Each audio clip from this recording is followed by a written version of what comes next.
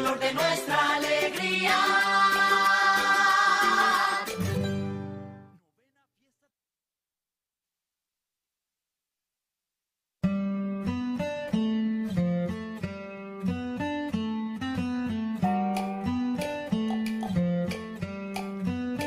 Ya están dispuestos, beso y papel, capítulo y risa, tinta y mantel.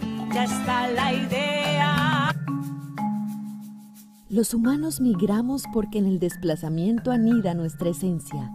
Las palabras han sido siempre nuestro lugar de encuentro. Y este año también lo serán. Nos reuniremos con esos amigos que, aún estando lejos, son parte de esta misma historia. En la 14ª Fiesta del Libro y la Cultura seremos nómadas que reunirán lenguajes, miradas, voces para narrar las historias que cada uno ha recolectado en su viaje personal. Octubre 2 al 11, obra invitada de la literatura universal, El Libro de la Selva. Participa ingresando a www.fiestadelibroylacultura.com. ¿Hacia dónde será nuestro próximo viraje?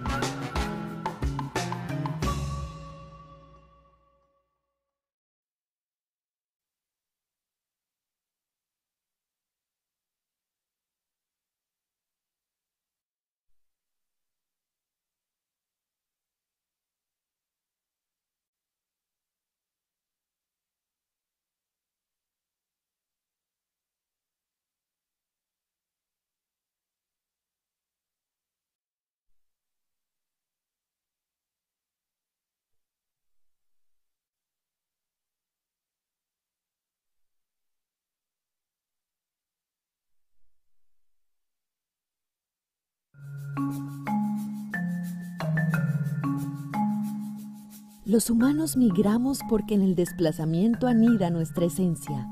Las palabras han sido siempre nuestro lugar de encuentro. Y este año también lo serán. Nos reuniremos con esos amigos que, aún estando lejos, son parte de esta misma historia. En la 14ª Fiesta del Libro y la Cultura seremos nómadas que reunirán lenguajes, miradas, voces para narrar las historias que cada uno ha recolectado en su viaje personal. Octubre 2 al 11, obra invitada de la literatura universal, El Libro de la Selva.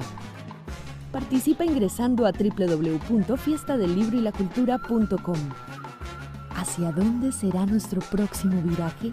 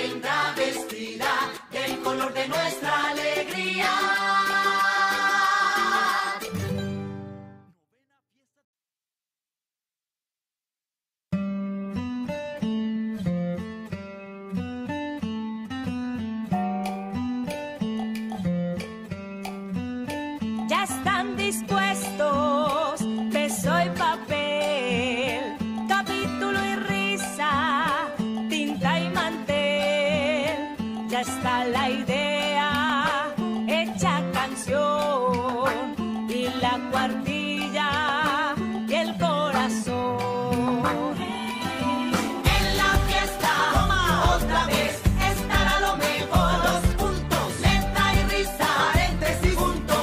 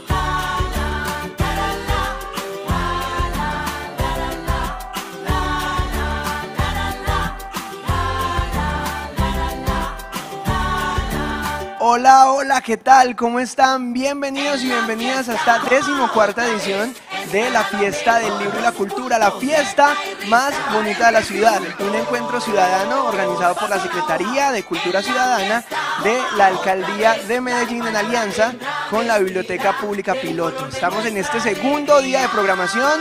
Sabemos que está haciendo frío, pero ustedes desde sus casas, digamos que están bien arropaditos, no solo con las cobijas, con la buena compañía, sino con la mejor programación, la programación que siempre les ofrecemos aquí desde el Jardín Botánico, donde salen las transmisiones que llegan a sus casas a través de las distintas plataformas de la Fiesta del Libro. Por eso es muy importante, descarguen la aplicación o consulten www.fiestadelibroylacultura.com para que estén al tanto de los horarios y todo lo que tiene que ver con la programación, los eventos, los conciertos que vamos a tener a lo largo de estos 10 días de fiesta. Bueno, en este 2020 el maestro Fernando González cumple 125 años y desde la corporación Otra Parte quieren que su legado trascienda y transmitir su mensaje a niños, adultos, no solo desde su casa en Envigado, sino a todos los rincones del mundo. Por eso es que Érase una vez en Otra Parte es un formato diferente, nuevo, que intenta llevar su pensamiento de otra forma y en esta ocasión a través de la ilustración a 4 manos. No siendo más, yo quiero que desde sus casas reciban con un fuerte aplauso a Érase una vez en Otra Parte, que se toma el escenario de artistas de esta 14ª edición de la Fiesta del Libro y la Cultura.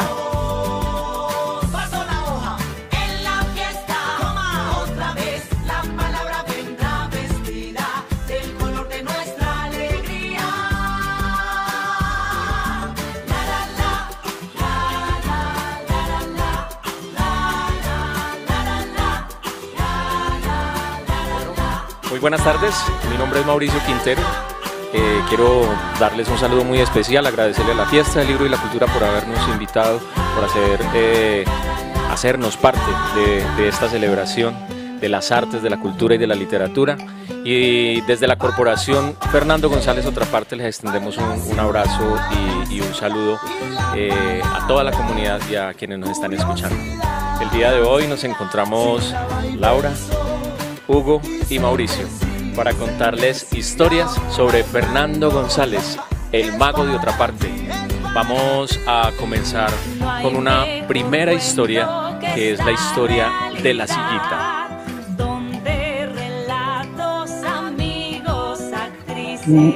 ¿Para dónde se va uno y se sale de la vida? Cuando uno está muriendo, eso se llama estar muriendo, está viviendo. Y cuando muere, está viviendo. Y cuando cadáver, está viviendo. Y cuando polvo, está viviendo como polvo. Fuera de la vida no lo saca. ¿Para dónde lo saca?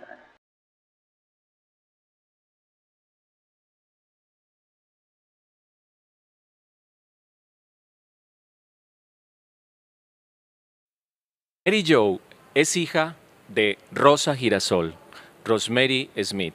Rosa Girasol era una artista norteamericana que vivió muy cerca de la finca del mago Fernando González, ahí cerquita de Otra Parte, en una finca que se llamaba Todas Partes. Justamente ese nombre se lo ayudó a poner o a bautizar Fernando González a su amiga Rosa Girasol.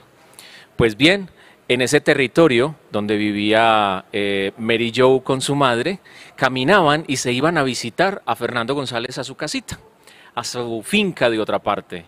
En esas caminatas, en esas largas conversaciones, Mary Jo se compenetró de tal manera con el mago de Otra Parte que lo sentía tan cercano, como un maestro, como un sabio, que no pudo separarse de su imagen y de sus enseñanzas el resto de su vida.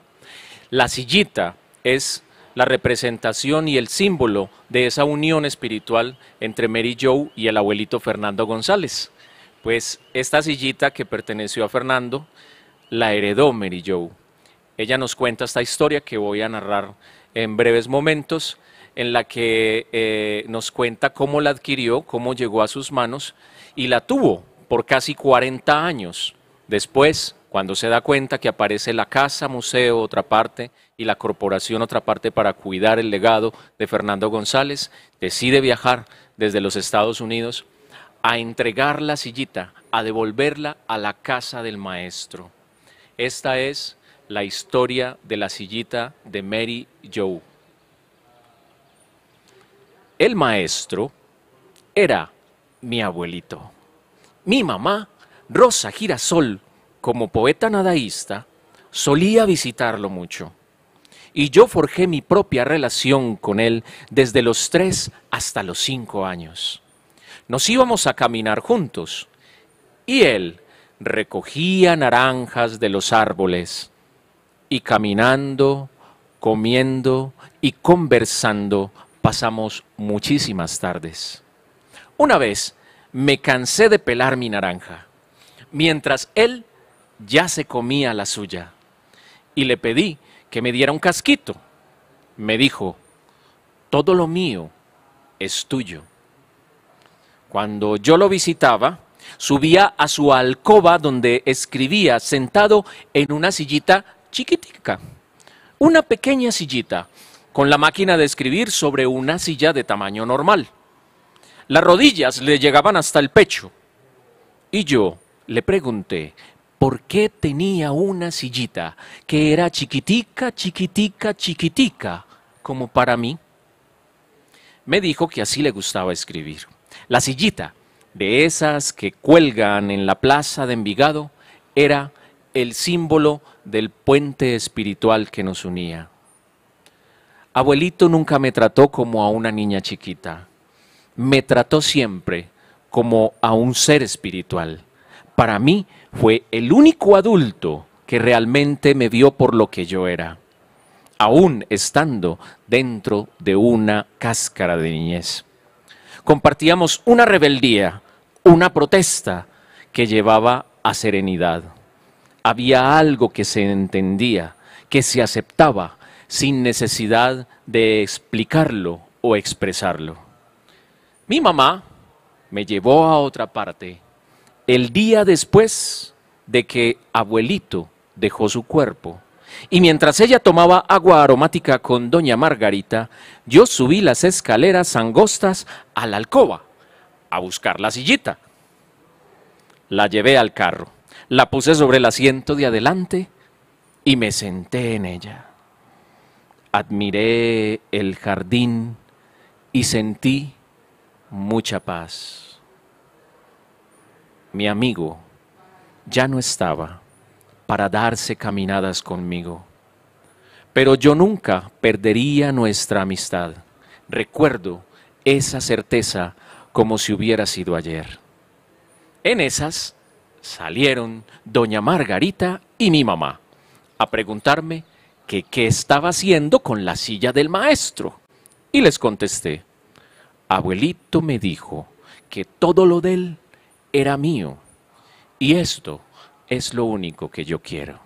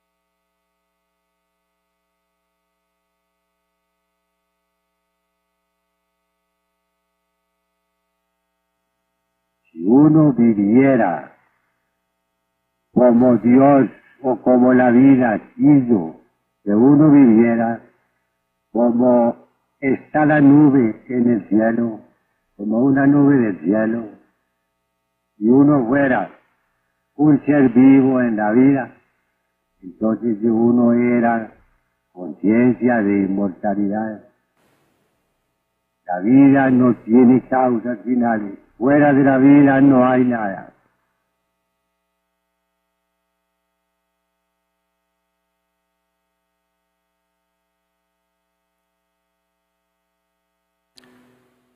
El gallinazo que volaba más alto. Este relato que vamos a escuchar a continuación por Regina Mejía de Gaviria es un relato que también hace parte de esos tiempos de los años 60, cuando Mary Jo, por ejemplo, nos contó la historia de la sillita o vivenció, como decía el maestro Fernando González, la vida son vivencias, vivenció lo de la sillita, pues por esos mismos años Regina Mejía de Gaviria, artista, poeta, viajera como el mago de otra parte también, pues por esos años lo conoció, se acercó a él y pudo encontrarse con esa espiritualidad, con ese camino y ese lenguaje que transmitía, esa vitalidad también que transmitía Fernando González. Hizo parte de un grupo que se reunía en la Universidad de Antioquia en los años 60, llamado La Tertulia, del que también hacían parte Olga Elena Matei y Manuel Mejía Vallejo. Bueno, en esos años en que se reunían a tertuliar fue en que Regina conoció al mago de otra parte.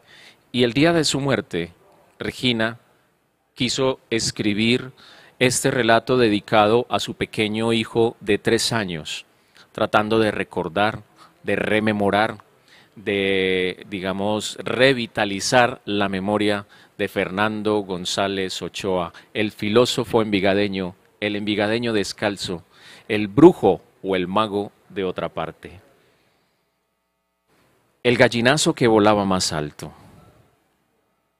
Esos gallinazos son símbolos para el mago trashumante. Fernando González. Había una vez un gallinazo que volaba más alto que todos. Iba subiendo despacito, dando vueltas y vueltas, hasta que llegaba tan alto que era como un punto chiquitico entre las nubes. Los otros gallinazos trataban de alcanzarlo, pero no eran capaces. Por eso no lo querían, porque volaba más alto que ellos. Y desde allí, arriba, veía cosas que ellos no alcanzaban a ver. Eran cosas muy bonitas, las que él veía cuando estaba por allá, tan alto, tan alto. Y él bregaba por hablarles de ellas a los otros gallinazos. Pero los otros no le creían, porque no eran capaces de llegar donde él llegaba, y por eso no podían verlas. Al gallinazo que volaba más alto le encantaba dejarse caer de pronto, desde bien arriba. A él eso le daba mucha risa, y después de que tocaba el suelo, volvía a encaramarse sin ninguna brega. Ese gallinazo se mantenía muy solo. A los demás no les gustaba volar con él porque los dejaba atrás, ni juntarse con él, porque creían que les decía mentiras. Había unos poquitos gallinazos de los más chiquitos y menos pesados que sí lo querían. Y era porque como eran chiquitos y casi no pesaban, él se los montaba encima de las alas y los llevaba volando a pasear por allá, arriba, arriba. Desde allá les mostraba todas las cosas maravillosas que él veía y pasaban muy contentos. Una de las cosas que no dejaban que los gallinazos comunes subieran tanto como el que volaba más alto era que los otros vivían atisbando mortecinas para comer. Mortecinas son los animales muertos que nadie entierra y se quedan tirados en los campos y los caminos y las quebradas. Los gallinazos las alcanzan a ver cuando vuelan bajito y se juntan para comérselas, porque a ellos eso les gusta mucho. Pero ellos no se dan cuenta porque desde chiquitos les enseñan a comerla, aunque sea una comida que huele muy maluco. Un día estaban todos los gallinazos alrededor de una mortecina, esperando que llegara el rey de los gallinazos. Los gallinazos son muy educados y esperan a que llegue el rey para empezar a comer. Claro que el rey de los gallinazos no era el que volaba más alto. El rey siempre es gordo y pesado porque come mucho y no puede subir muy alto. Pero los otros lo respetan porque come más que todos y le dejan escoger las partes mejores de la mortecina. Además, el rey tiene el pescuezo grueso y colorado.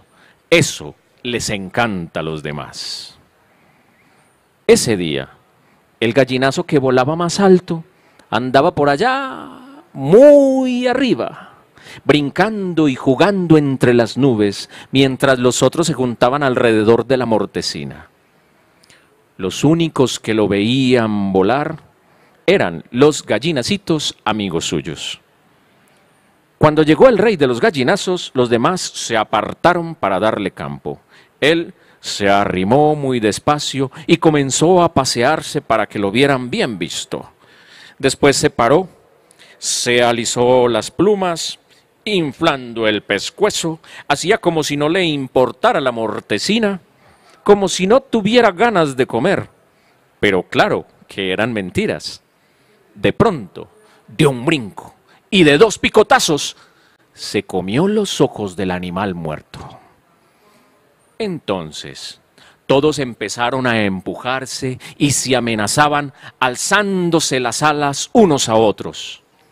Arrancaban pedazos de la mortecina y se los tragaban a la carrerita. Los gallinacitos, amigos del que volaba más alto, vieron que éste subía y subía, tanto, que llegó un momento en que ya no pudieron verlo. Esperaron mucho rato, pero no volvía a aparecer. Los demás ni se dieron cuenta, porque estaban entretenidos comiéndose la mortecina. Pero los gallinacitos, amigos suyos, comprendieron que había subido tan alto que ya no podía bajar. Y entonces se quedaron muy tristes, mirando para arriba, sin ver nada, sino el huequito por el que se les voló. Dice Regina que cuando contó esta historia a su pequeño hijo de 3 años, le hizo 2 preguntas. La primera fue: ¿el rey de los gallinazos se parece a una guacamaya? Y la segunda: ¿para dónde se fue el gallinazo que volaba más alto que todos?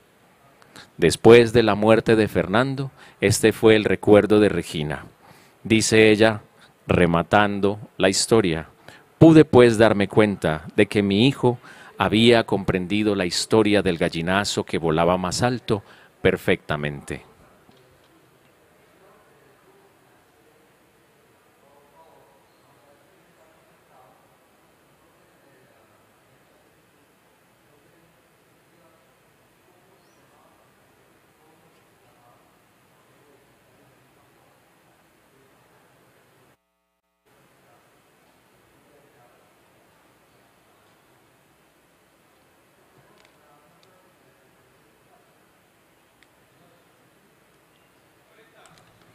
Arte el modo de comunicar la desnudez de la vivencia. Los hay de todas las vivencias, las de abajo y las de arriba. Y si hay arte, comunicación de la desnudez, la intimidad, ya sea en remordimiento, en amargura, por haberse alejado de ella, ya sea en amargura, amagos positivos de ella, da la belleza a las obras. Es decir, Dios es el autor de todo, por eso dice Kant, es el desnudo. Llamemos a Dios el desnudo.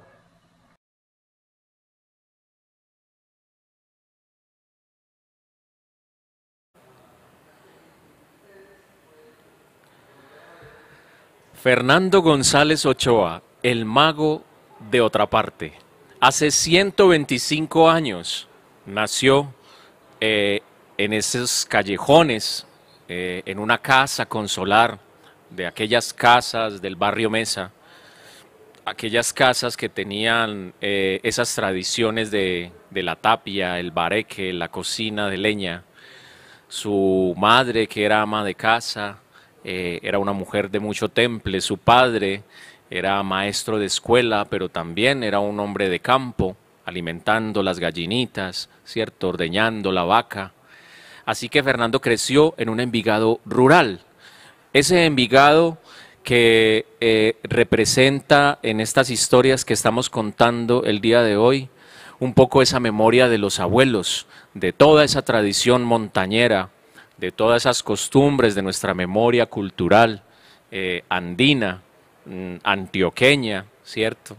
Y también de otras regiones del país que han recibido estas mismas influencias culturales. El mago de otra parte creció entonces en ese Envigado bello, en ese Envigado donde los muchachos caminaban a pie limpio, y él nació cuando la quebrada La Yurá todavía bajaba por el cauce que se le conoció en el siglo XIX, hace más de 120 años, porque por allá por el año de 1900, más o menos, hubo una gran creciente, y la quebrada de La Yurá se desvió de su cauce.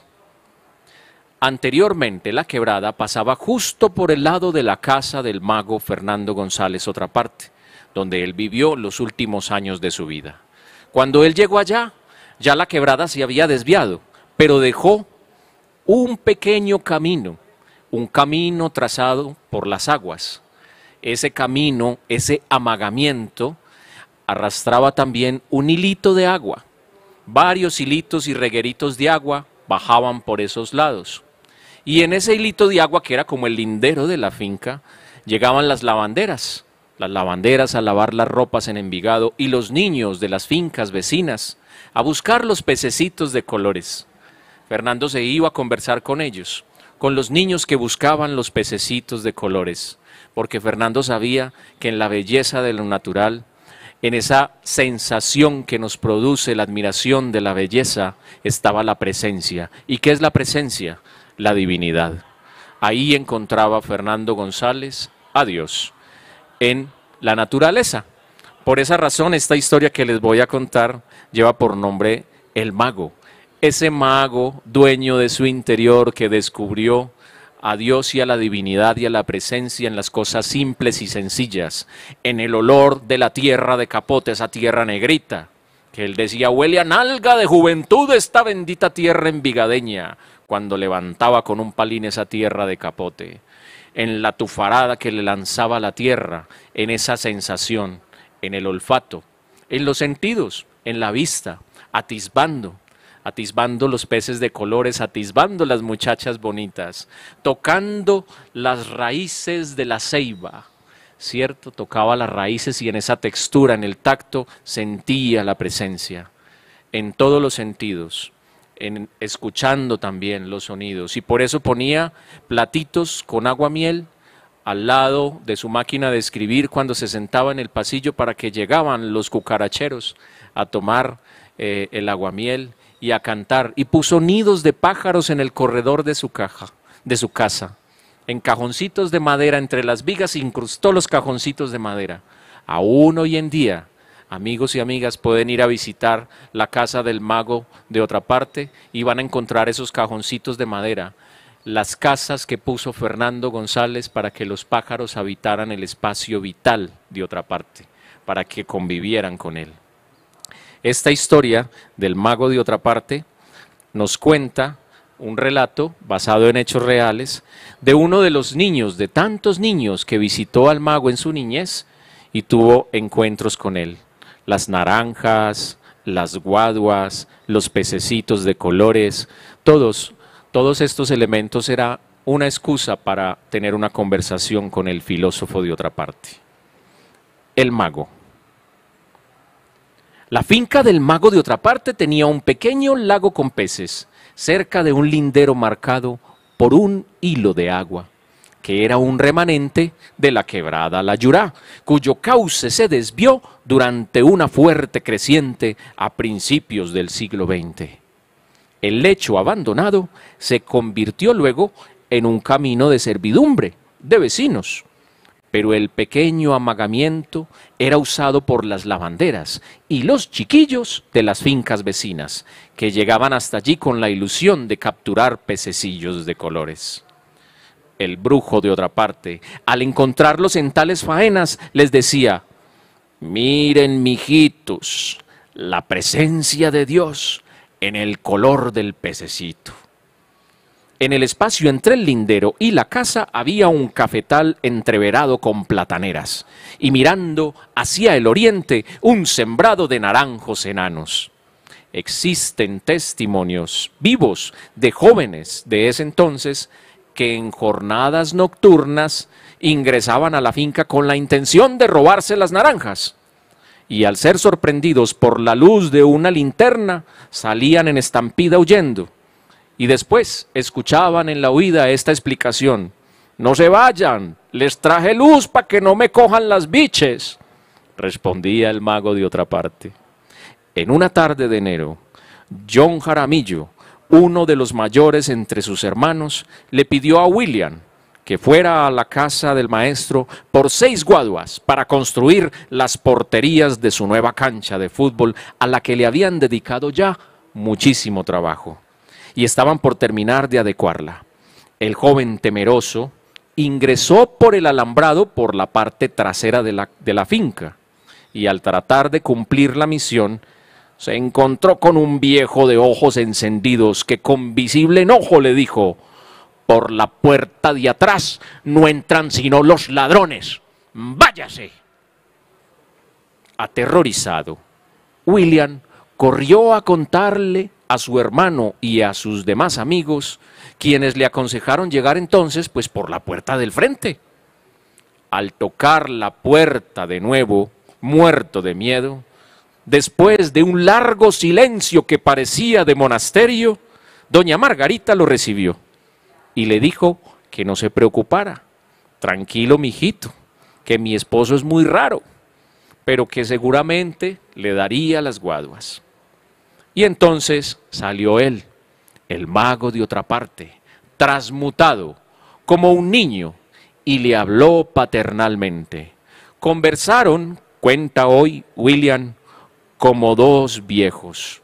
El maestro le señaló a Dios en la jugosidad de una naranja y llamó al mayordomo para pedirle unas guaduas. Bien buenas para los muchachos que quieren hacer deporte, dijo el mago.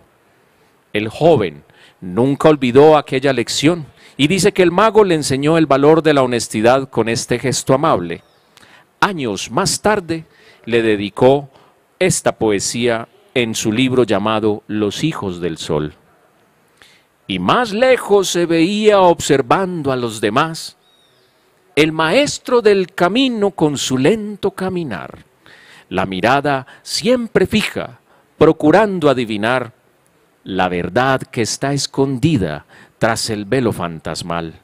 Don Fernando, le decíamos los muchachos al pasar, su presencia era terrible, como lo es el ancho mar.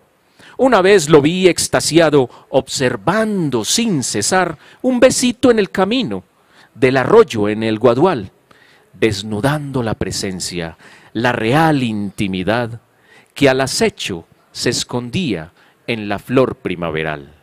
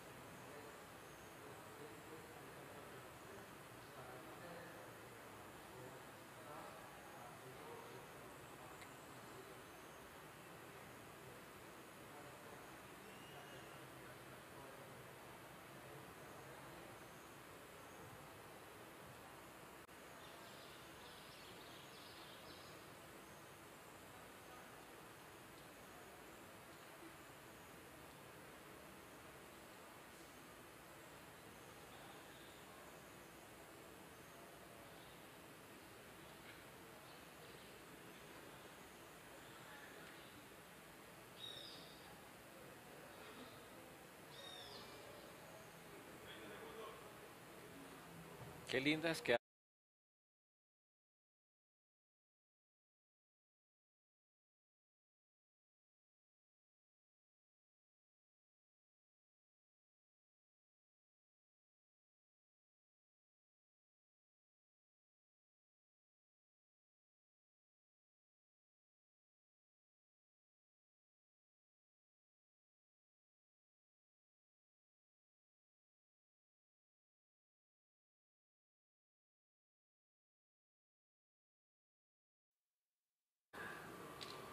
En esos años 60, los últimos años que nos acompañó el mago Fernando González, la avenida 43A, que años atrás se llamaba El Carretero, y que en Envigado se le llamó también durante mucho tiempo la 11, pues vio transitar primero las bestias, porque Envigado era un lugar lleno de pesebreras donde se criaban las mulas, donde se criaban los caballos, donde se surtían los mineros e incluso los ejércitos de los partidos durante las guerras civiles del siglo XIX conseguían sus caballos por allá. Primero vieron transitar por ahí a todas esas bestias y también el ganado que bajaba para la feria. Después vieron al tranvía pasar por el carretero. Después vieron a unas pequeñas vagoneticas llamadas las arrieritas, unas Volkswagen que llamaban las arrieritas, que eran unos pequeños colectivos en el que se transportaban las personas de aquel entonces, el bus escalera. Y en los años 60, además de estos transportes públicos, pues pasaba eventualmente por allá cada 5 minutos o cada 10 un auto particular. Nos cuenta Sebastián González, nieto del mago Fernando, que había una barra de muchachos que se hacía en una fonda en la esquina de lo que llaman hoy en día el barrio de la Buena Mesa, ahí donde están los almacenes de las lámparas.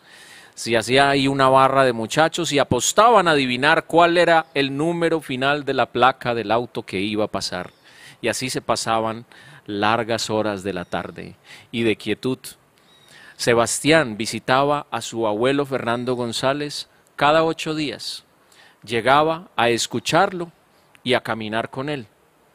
Y el abuelo Fernando le transmitía a su nietecillo todo este mensaje del método emotivo. La vida son vivencias, mijito, le decía.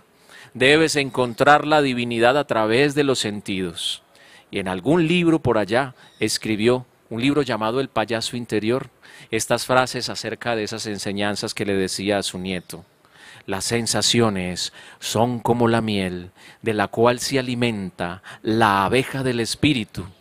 Por eso es necesaria la vida bulliciosa de los sentidos. Así que tratando de despertar los sentidos de su nieto Sebastián, lo invitaba a caminar, ¿cierto? Deteniéndose en el besito en el camino, en el pececillo de colores, en la naranja, ¿cierto? En el arroyuelo. Pero además de eso, le tenía guardada una sorpresa tremenda. Un día le contó a su nietecito que uno podía adivinar cuándo venía el tren, solamente poniendo la oreja sobre el riel. Fernando González tenía unas grandes orejas, así que para él tal vez eso no sería muy difícil. Pero para su nietecito pequeño, con orejitas pequeñitas, él creía que eso era imposible. Pero su abuelo le insistía que podría escucharlo. Así que la historia que van a escuchar a continuación es la historia que narra Sebastián acerca de ese maravilloso encuentro con su abuelo y con la locomotora del tren que pasaba por Las Vegas. Atisbando al tren. Los años 60 trajeron consigo las llamadas arrieritas, vagonetas Volkswagen que transportaban a los pasajeros por la nueva avenida ya asfaltada, aunque todavía con algunos baches difíciles de transitar. Los vehículos particulares eran escasos y pasaban en promedio cada 5 minutos. Esto lo cuenta Sebastián González, nieto del escritor Fernando González, quien visitaba a su abuelo cada fin de semana. El hombre narra además que había una barra de muchachos que se sentaban en una fonda sobre el carretero, cerca de la actual calle del Comercio de las Lámparas, y apostaban a adivinar el número de la siguiente placa de automóvil que pasaría por la avenida. La actividad comercial creció. Se multiplicaron los almacenes de lámparas y los restaurantes, se construyeron los grandes colegios, se urbanizaron los potreros, y las vacas, que antaño eran atropelladas por el paso del tren, porque se ponían a pastar cerca de los rieles, dejaron también de aparecer en el paisaje.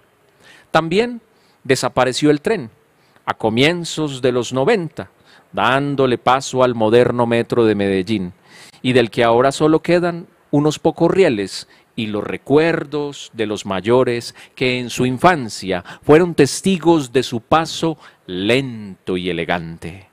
El mismo Sebastián nos cuenta que salía con su abuelo, el filósofo, a caminar por los alrededores de otra parte, y entre sus recorridos incluían la visita a la carrilera. Entonces, Fernando González ponía su gran oreja sobre el riel y su nieto lo imitaba.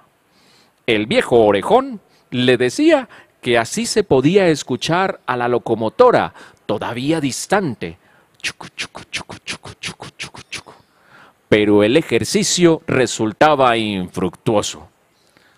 Sin embargo, fin de semana tras fin de semana lo intentaban. Y para alegría del niño, después de varias expediciones, un día logró por fin detectar la presencia del lejano tren. Y ya nunca olvidó la enseñanza de su sabio abuelo, quien siempre le hablaba de la importancia de poner todos los sentidos en juego durante cada instante de la vida. Se levantó entonces para verlo, para ver el tren, pero aún no se aparecía en el horizonte. Así que esperó pacientemente mientras seguía escuchando sobre el riel, atónito, el machaqueo de la máquina a vapor que se acercaba. Chucu, chucu, chucu, chucu, chucu, chucu, chucu, chucu, chucu. Cuando finalmente apareció, el abuelo le hizo señas al motorista para que se detuviera. Y éste así lo hizo. La insistencia del viejo estaba justificada. Mi nieto no conoce una locomotora, le explicó. Y el conductor de la portentosa máquina invitó al muchacho a su interior. Es un recuerdo imborrable y maravilloso, explica Sebastián cuando lo cuenta. Las vacas ya no están, ni los potreros, ni los árboles frutales. Guamos, guayabos, zapotes y naranjos fueron dejando el paisaje sin el verde de sus ramajes, sin las cosechas de las frutas jugosas. Desaparecieron las mulas y las pesebreras, las carretillas arrastradas por caballos y el tranvía. El tren dejó también su última humarada perdiéndose en el muro de la lejanía y en la memoria de nuestros abuelos.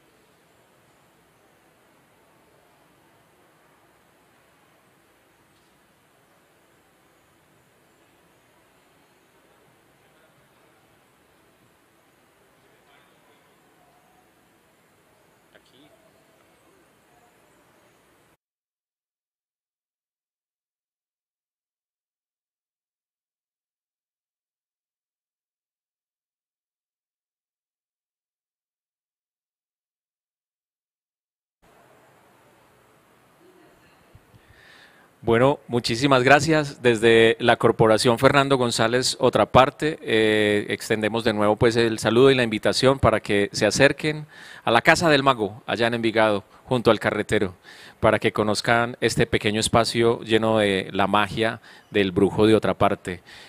A la Fiesta del Libro y la Cultura de nuevo, muchísimas gracias por integrarnos, por compartir estos espacios, por darle tanto dinamismo al arte y a la cultura y a la literatura en esta ciudad cada año, con maravillosas sorpresas. Y mis compañeros, Hugo, a Hugo y a Lau, que muchas gracias, dicen por aquí, me soplan, a ustedes también, maravillosa compañía, hicimos un trabajo pues con mucho corazón y la pasamos bastante bien compartiendo con ustedes. Una feliz tarde para todos y sigan disfrutando de la programación de esta fantástica Fiesta del Libro y la Cultura.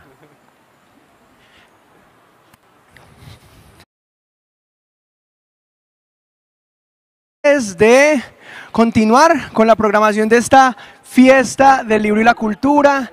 Impresionante performance tuvimos aquí en un formato muy novedoso.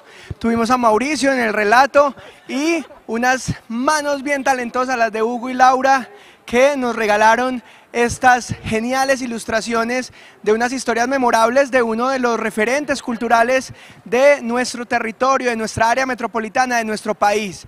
Genial, agradecimientos entonces a la Corporación Otra Parte por apostarle a estas propuestas novedosas, espacios que dentro de la Fiesta de la Cultura tienen siempre lugar.